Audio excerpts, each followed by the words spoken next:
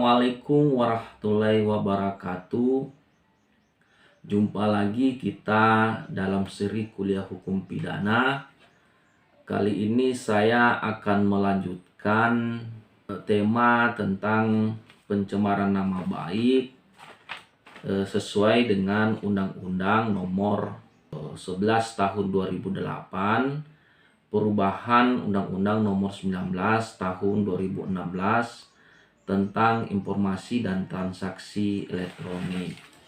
Nah, saudara-saudara sekalian, perkuliahan yang terdahulu saya sudah membahas tentang persoalan pencemaran nama baik sesuai dengan Undang-Undang Nomor 11 Tahun 2008 dan juga perubahan di dalam Undang-Undang Nomor 19 Tahun 2016.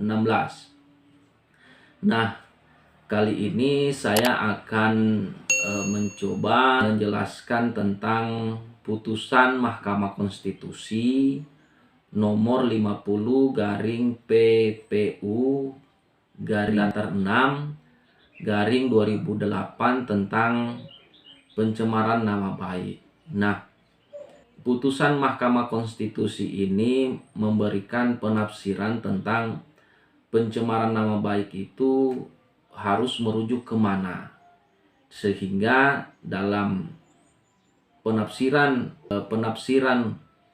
pencemaran nama baik itu tidak lepas dari penafsiran atau delik genus di dalam pasal 310 KUHP, Kitab Undang-Undang Hukum Pidana, sehingga makna pencemaran nama baik di dalam Undang-Undang Nomor 11 Tahun 2008, perubahan Undang-Undang Nomor 19 2016 itu tidak lepas dari penafsiran pencemaran nama baik terhadap Kitab Undang-Undang Hukum Pidana di dalam pasal 310. Jadi penafsiran pencemaran nama baik di dalam Undang-Undang ITE itu tidak berdiri sendiri, tetapi ada rangkaian dari penafsiran pencemaran nama baik di dalam pasal 310 Kitab Undang-Undang Hukum Pidana.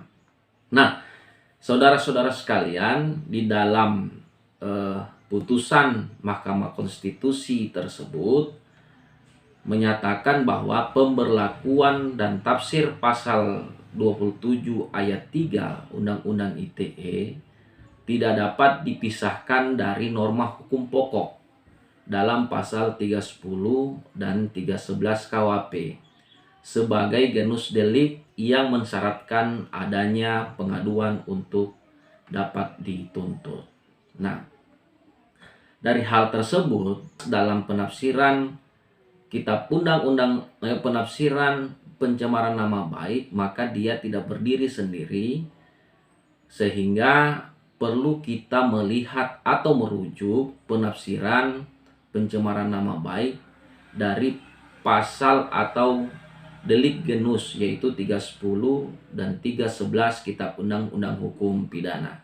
Sehingga kalau kita mau melihat pencemaran nama baik secara keseluruhan, maka tidak saja kita melihat dari pasal 27 ayat 3 di dalam Undang-Undang Nomor 11 Tahun 2008 maupun juga perubahan Undang-Undang Nomor 19 Tahun 2016. Tetapi ini adalah sistem dalam teori penafsiran adalah dia bersifat sistem penafsiran yang sistematis.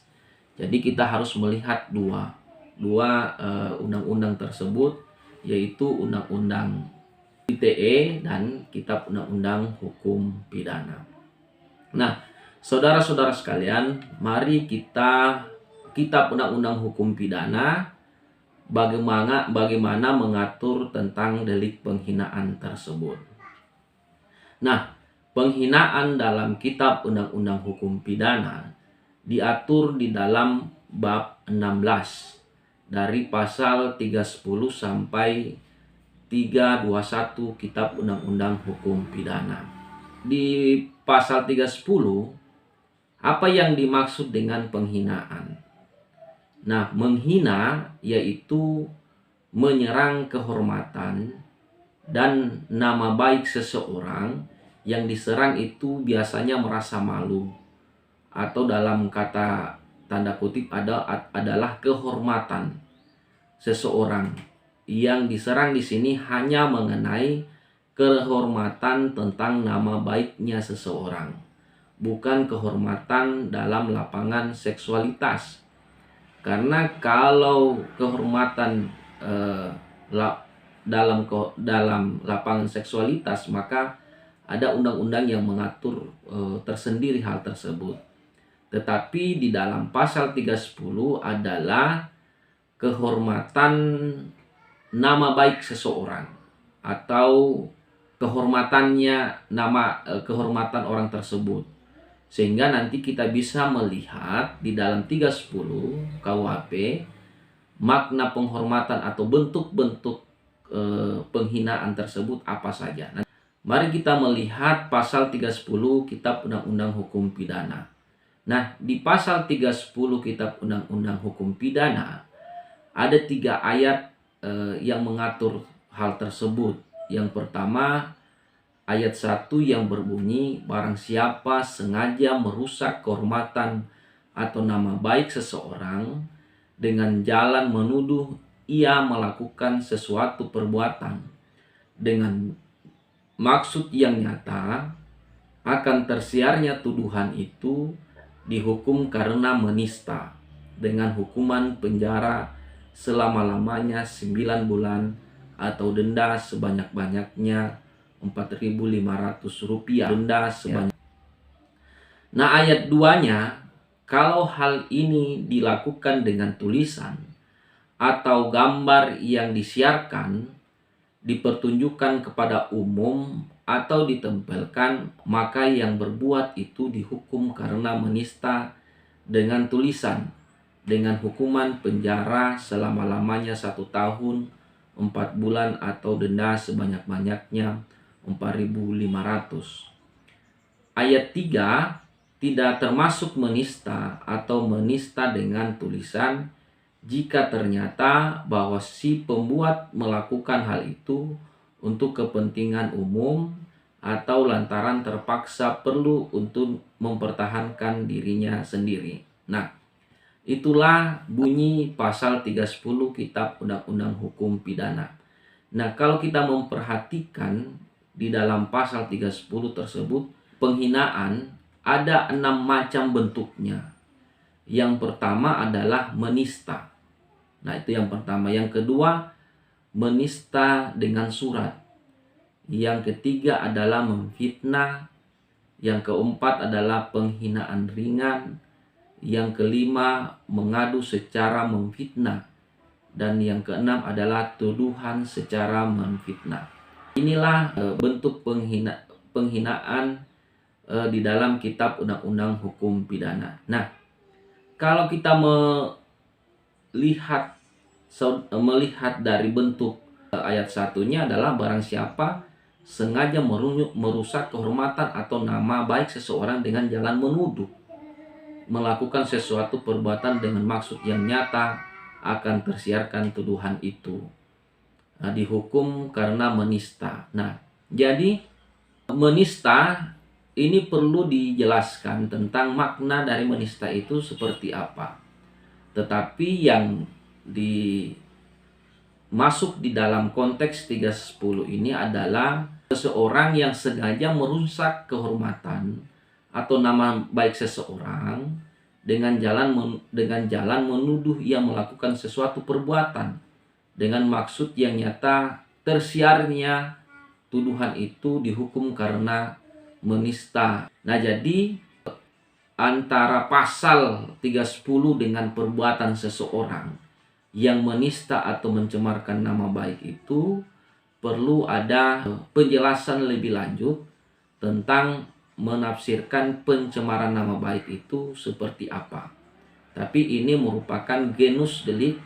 Makna pencemaran nama baik tersebut itu sangat luas dan perlu penafsiran yang membutuhkan ahli, yaitu ahli apakah perbuatan seseorang yang melakukan perbuatan seseorang itu menista, gitu ya. Menista itu seperti apa, dan yang kedua adalah apakah betul itu merupakan perbuatan sengaja untuk merusak kehormatan atau nama baik seseorang dengan jalan menuduh ia melakukan sesuatu perbuatan yang dimaksud, atau perbuatan dari 6 bentuk penghinaan tersebut, yaitu menista, menista dengan surat, memfitnah, penghinaan ringan, mengadu secara memfitnah, atau tuduhan secara memfitnah. Nah, saudara-saudara sekalian, dalam keputusan Mahkamah Konstitusi menjelaskan tentang genus delik atau pencemaran nama baik itu adalah 310 Kitab Undang-Undang Hukum Pidana dan juga pasal 311 Kitab Undang-Undang Hukum Pidana. Nah, pasal 311 Kitab Undang-Undang Hukum Pidana ini terdiri dari satu ayat yang berbunyi, barang siapa melakukan kejahatan menista atau menista dengan tulisan, dalam hal ini diizinkan untuk membuktikan tuduhannya itu.